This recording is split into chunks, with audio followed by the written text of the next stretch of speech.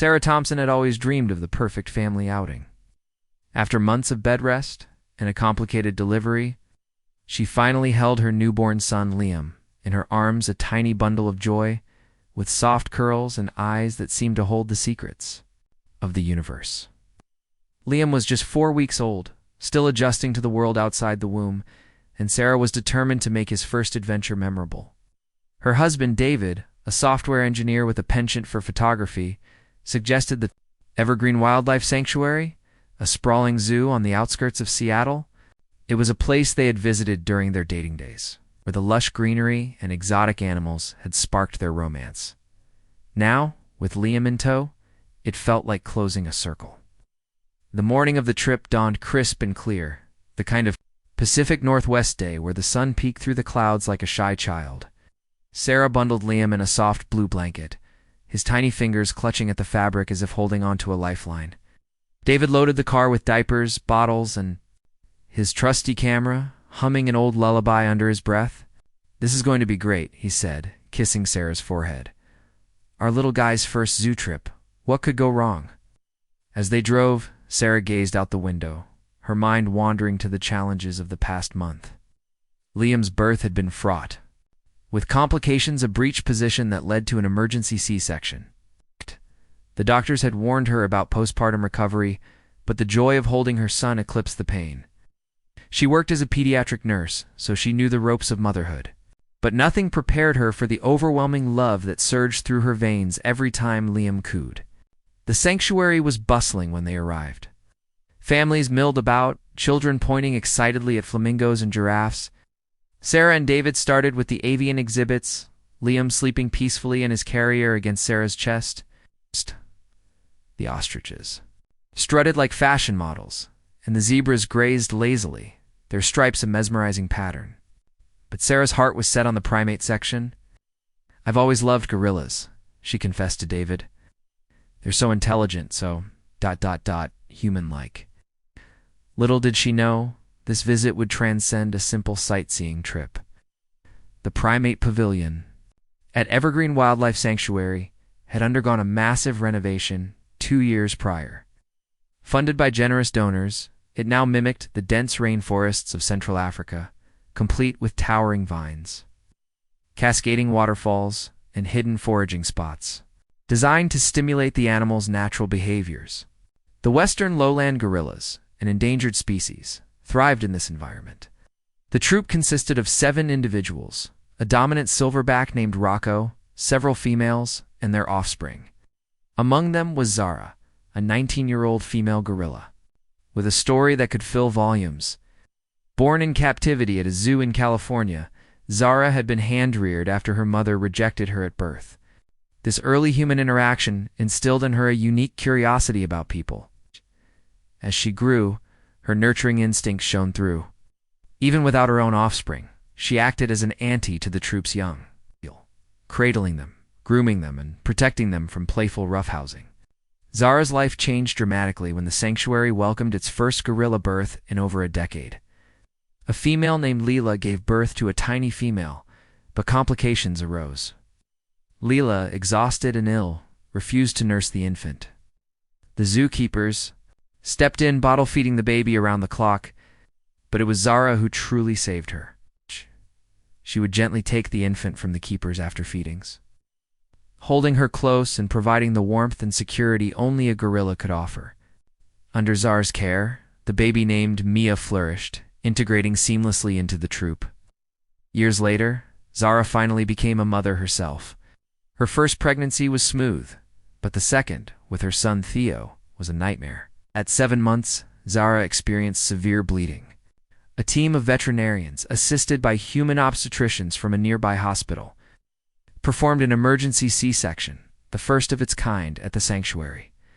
Theo emerged weighing a robust 6 pounds, 4 ounces, the first male gorilla born there. The procedure was touche and go. The vets later admitted they nearly lost both mother and child. This ordeal amplified Zara's maternal protectiveness. She guarded Theo fiercely, even keeping his father Rocco at bay.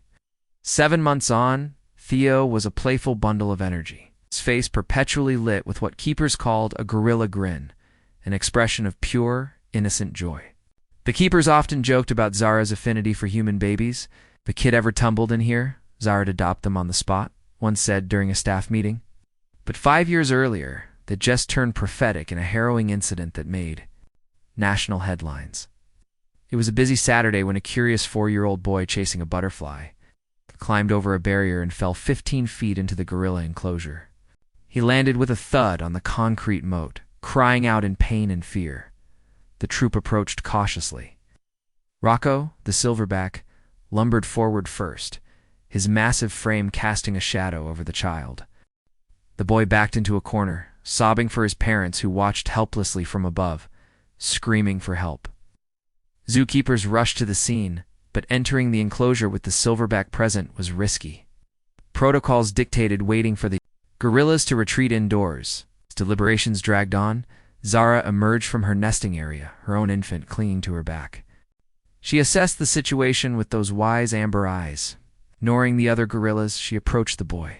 He froze, his tear-streaked face pale with terror. What happened next stunned everyone. Zara extended a gentle hand, scooping the boy up as if he were one of her own. He went limp in her arms, exhausted from crying. She carried him to the enclosure's access door, where keepers waited with tranquilizers ready if needed. Spraying a mist to deter the others, they opened the gate. Zara handed the boy over without resistance, then retreated calmly. The child suffered a broken arm and bruises but recovered fully after a hospital stay. Zara's act of compassion went viral, earning her the nickname Guardian Gorilla. Donations poured in, and visitors flocked to see her. It highlighted the profound emotional depth of gorillas, challenging perceptions of them as mere beasts. Sarah and David arrived at the gorilla enclosure just as the sun filtered through the canopy overhead. A crowd had gathered, murmuring in awe as the troupe played. Zara was in the outdoor habitat, Theo tumbling nearby. Zara lifted Liam closer to the thick, reinforced glass, his tiny face peaceful in slumber. At first nothing happened. Then, from the shadows of a faux cave, Zara peeked out, her eyes locked on Liam. The crowd hushed. "Look at that," someone whispered. "She's staring at the baby." Sarah felt a chill. Zara approached slowly, her powerful, yet graceful strides covering the ground. She pressed her face to the glass, her breath fogging it slightly. Liam stirred, but remained asleep. Zara knocked gently on the barrier, as if testing its reality. "Oh my God," David breathed, fumbling for his camera. "This is incredible." The onlookers buzzed. "Is that safe?" the woman asked. Should she move the baby away? But Sarah stood firm. The glass was impenetrable, and something in Zara's gaze, soft, curious, maternal, reassured her. Zara tilted her head, studying Liam's features. She placed a massive hand against the glass, fingers splayed. Sarah, instinctively, positioned Liam's tiny hand opposite it. Though separated by inches of barrier, it felt like a touch of connection. Across species, tears welled in Sarah's eyes. As a nurse, she'd seen countless mothers bond with their children, but this was surreal. Zara cooed softly, a low rumble that vibrated through the glass. Then, as if sharing the moment, she turned and called to Theo. The young gorilla scampered over, hesitant at first. "She's bringing her baby," David whispered, snapping photos. Theo pressed his nose to the glass, mimicking his mother. He pointed at Liam, chattering excitedly. Zara gestured proudly, as if saying, "See my son? Now show me yours." The crowd grew. Phones out, recording the spectacle. Zookeeper approached, eyes wide. "In all my years, I've never seen Zara do this with a human baby. It's like she recognizes the motherhood in you." Sarah nodded, overwhelmed. "It's beautiful, like we're speaking the same language, love." For 10 minutes, the exchange continued. Zara tried to groom Liam through the glass, her tongue flicking. Out. Theo played nearby, occasionally glancing back. When Sarah and David finally moved to leave, Zara followed along the glass, as if reluctant to end the encounter. As they wandered to other exhibits, Sarah couldn't shake the experience. That night, back home, David uploaded the video to social media. A moment we'll never forget, he captioned it. It exploded online, garnering millions of views. Comments flooded in. Maternal love knows no bounds. This made me cry, such a pure connection. Inspired, Sarah researched Zara. She learned about the rescue incident, the emergency birth of Theo, and Zara's nurturing history. It mirrored her own journey, the fear during Liam's delivery, the protective instinct that followed. 2 years later, they returned. Liam, now a toddler, bounced with excitement. At the enclosure, Zara sat with Theo, now a rambunctious 3-year-old. Sarah tapped the glass. Zara looked up, paused, then approached. Recognition flickered in her eyes. "Do you remember us?" Sarah whispered. Zara placed her hand on the glass. Liam, giggling, did the same. Theo joined, and for a brief moment, the two families, human and gorilla, shared a silent communion. In that instant, Sarah understood. Bonds like this transcended words, species, even time. It was a story of love, resilience, and the unexpected wonders life offered.